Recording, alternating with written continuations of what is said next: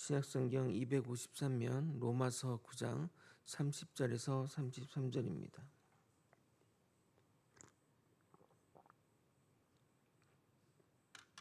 저와 번갈아 교독한 후에 마지막 절 함께 읽겠습니다. 그런즉 우리가 무슨 말을 하리요? 의를 따르지 아니한 이방인들이 의를 얻었으니 곧 믿음에서 난 의요. 의의 법을 따라간 이스라엘은 율법에 이르지 못하였으니 어찌하냐 이는 그들이 믿음을 의지하지 않고 행위를 의지함이라.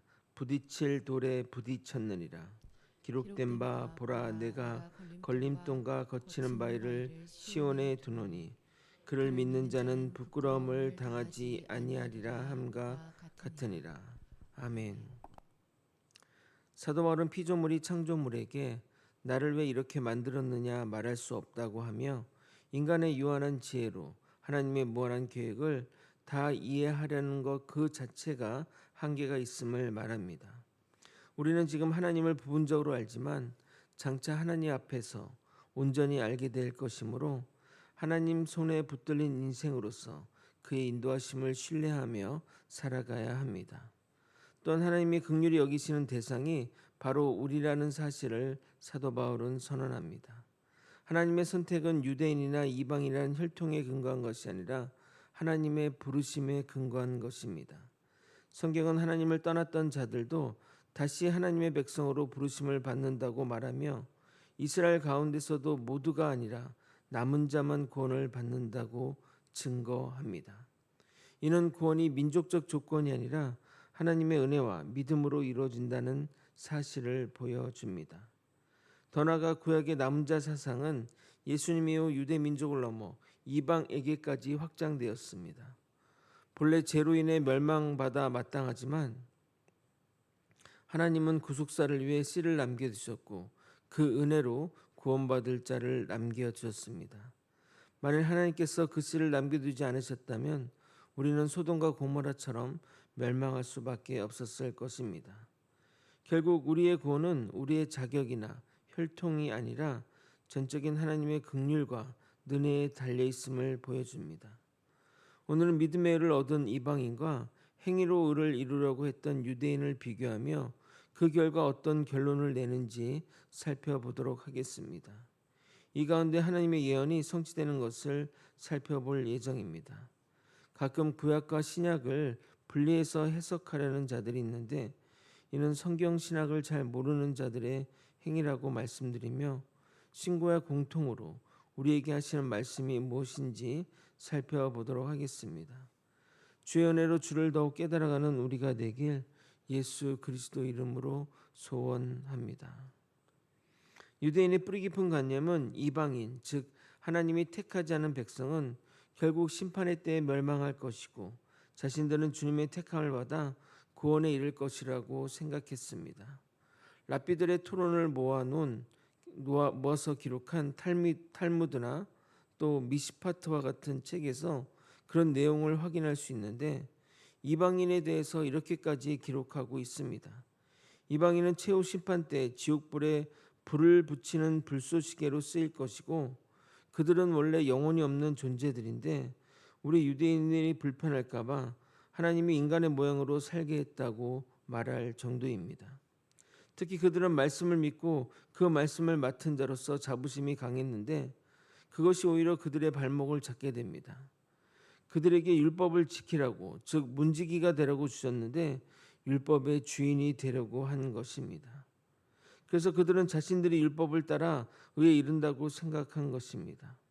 그러나 율법은 지키라고 있는 것이고 누구를 판단하거나 정죄하는 도구가 아닙니다. 하나님이 우리에게 율법을 주신 목적은 첫 번째는 율법을 지키라고 주신 것이고 두 번째는 율법을 통해 의가 무엇이고 죄가 무엇인지 깨닫게 하려 하신 겁니다. 그러나 이 율법은 하나님의 기준이기에 죄인된 인간이 결코 율법의 의를 마칠 수가 없는데 유대인들은 자신들이 이 율법의 의를 충족할 수 있을 거라 생각한 겁니다. 반면 이방인은 처음부터 율법의 의를 추구하기보다는 믿음의 의를 구했기에 오히려 믿음에 난 의를 얻음으로 구원에 이르게 되었으니 나중 난 자가 먼저 난 자가 된 이 얼마나 황당한 상황이냐 말입니다. 그 상황을 사도 바울은 이렇게 표현하고 있습니다. 30절입니다. 그런즉 우리가 무슨 말을 하리요? 의를 따르지 아니한 이방인들이 의를 얻었으니 곧 믿음에서 난 의요. 믿음으로 의를 얻은 이방인과 행위를 의지하여 실족한 이스라엘의 극한 현실 가운데 사도 바울의 반어적 수사가 듣는 유대 사람들의 귀에 꽂힐 것 같지 않습니까? 너희가 그렇게 율법을 외치더니 결국 율법으로 망하는구나. 그동안 뭘 한 거니? 라는 책망의 말로 들릴 것 같습니다. 사랑하는 성도 여러분, 이 말은 우리에게도 필요한 메시지입니다. 우리는 교회라는 울타리에 있다고 구원이 확정된 것은 아닙니다. 믿음에도 의가 있습니다. 단순히 주 예수를 구세주로 믿는 것으로 믿음이 완성되는 것이 아닙니다. 참된 믿음은 반드시 행위를 지향하게 됩니다. 즉 말씀에 따른 삶과 행위가 반드시 따라야 한다는 겁니다. 예수님이 말씀만 청산유수처럼 하시고 행동과 삶은 동떨어진 분이셨습니까? 가끔 우리 그리스도인들 가운데 말과 행동이 전혀 다른 이들을 보는 경우가 많습니다. 믿음이 있다고 하면서 믿음의 행위를 전혀 나타내지 못하는 자들이 어찌 믿음이 있다고 말할 수 있겠습니까? 믿음은 반드시 행위를 동반하게 됩니다. 반대로 믿음이 없이 행위를 따르면 어떻게 됩니까? 그럼 그런 종교는 도덕적 종교, 윤리적인 종교가 되는 겁니다. 세상의 종교가 추구하는 바가 바로 그것입니다. 행위로 무엇인가 이루는 종교가 세상 종교의 핵심입니다. 종교는 아니지만 종교에 준한 유교도 행위로 의해 이르려고 하는 것을 알 수 있습니다. 그러나 행위로는 절대 의에 이를 수가 없음을 잊어서는 안 됩니다. 31절입니다. 의의 법을 따라간 이스라엘은 율법에 이르지 못하였으니. 그런 유대인의 모습에 한탄하는 사도 바울의 고백입니다. 32절 상반절만 여러분이 한번 읽어보도록 하겠습니다. 함께 읽겠습니다. 시작. 어찌 그러하냐 이는 그들이 믿음을 의지하지 않고 행위를 의지함이라.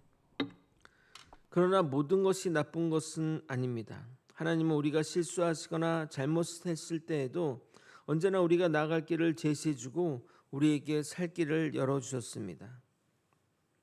우리가 실수했을지라도 마음을 열고 주님을 따르겠다는 생각만 가지면 말입니다. 많은 경우를 보게 되면 사람은 자신이 경험하지 않고서는 깨닫지 못하는 경우가 많습니다.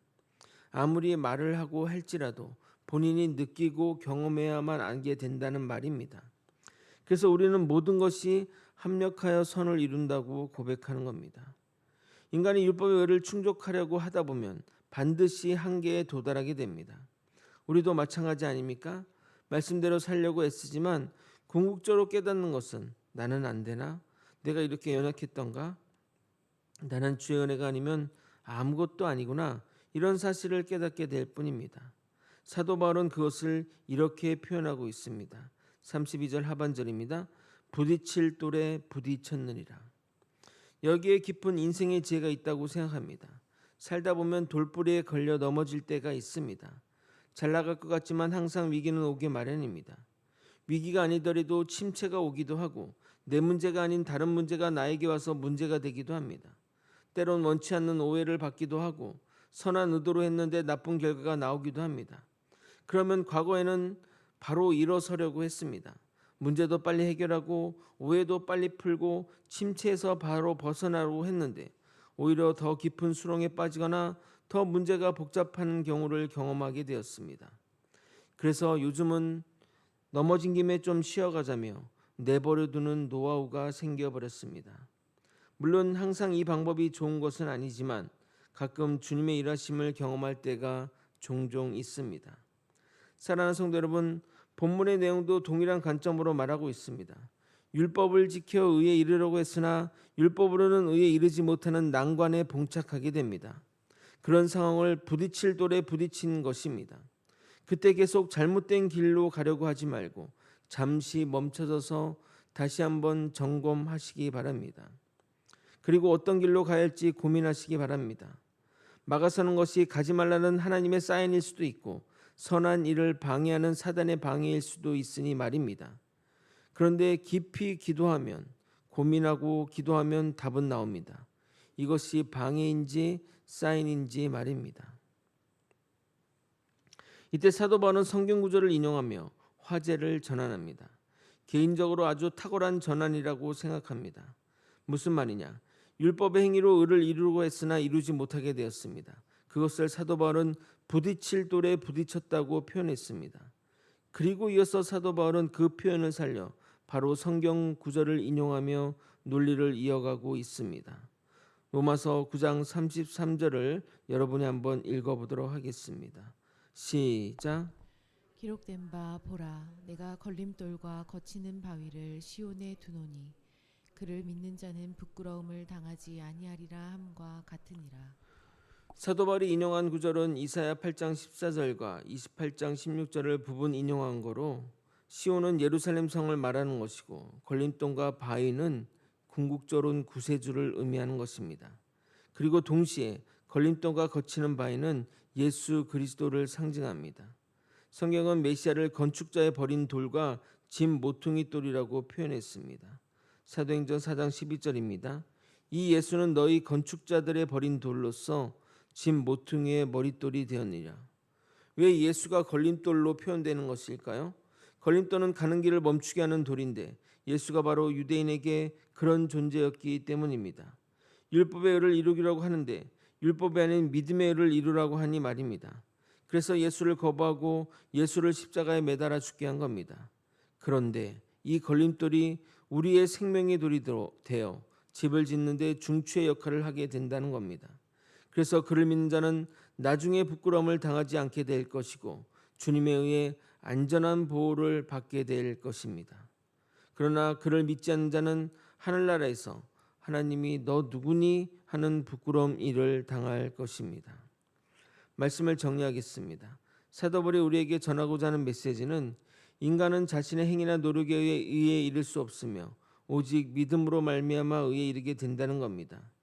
율법을 맡았던 이스라엘은 오히려 율법을 의지하다 걸림돌에 부딪혔고 율법을 알지 못했던 이방인은 믿음을 통해 의를 얻는 역설적인 일이 일어났습니다. 이것은 구원이 인간의 자격이나 혈통과 행위에 달려 있는 것이 아니라 전적인 하나님의 은혜와 믿음에 달려 있음을 보여줍니다. 예수 그리스도는 어떤 사람들에게는 걸림돌이 되지만 그를 믿는 자는 생명의 반석이 됩니다. 예수를 거부하는 사람에게 그가 넘어지는 돌이 되지만 믿는 사람에게는 인생을 세우는 모퉁이 돌이 되는 겁니다. 그러므로 중요한 것은 내가 어떤 배경을 가지고 있는가가 아니라 예수 그리스도를 어떻게 받아들이냐에 있습니다. 사랑하는 성도 여러분, 우리는 교회 안에 있다는 이유로 스스로 안심해서는 안 됩니다. 참된 믿음은 반드시 삶의 변화와 순종으로 나타납니다. 우리의 행위로 의를 이루려는 교만을 내려놓고 오직 예수 그리스도를 믿는 믿음에서 우리의 삶을 세워야 합니다. 그럴 때 그를 믿는 자는 결코 부끄러움을 당하지 않는다는 하나님의 약속이 우리 삶 가운데 이루어지게 될 것입니다. 우리 모두 주를 구세주로 삼아 그분의 삶과 행동을 따라감으로 참된 믿음의 삶을 살아가는 저와 여러분이 되시길 예수 그리스도 이름으로 축원드립니다. 아멘. 기도하시겠습니다. 사랑이 많으신 하나님 아버지, 우리 예수 그리스도가 어떤 사람에게는 걸림돌이 되겠지만 아버지여 우리에게는 정말 중추적인 역할을 하는 모퉁이 돌이 될 것을 믿습니다. 아버지, 그 예수 그리스도를 믿고 또 그 예수 그리스도를 믿는 믿음의 행위를 나타내 보일 수 있도록 이끌어 주시고 인도하여 주시옵소서. 우리는 끝없이 주님을 닮아가기 원합니다. 주님의 삶과 말과 행동을 배우며 주님께 나아가는 우리가 될 수 있도록 인도하여 주시옵소서. 이 모든 것 우리 주 대신 예수 그리스도 이름으로 기도드리옵나이다. 아멘.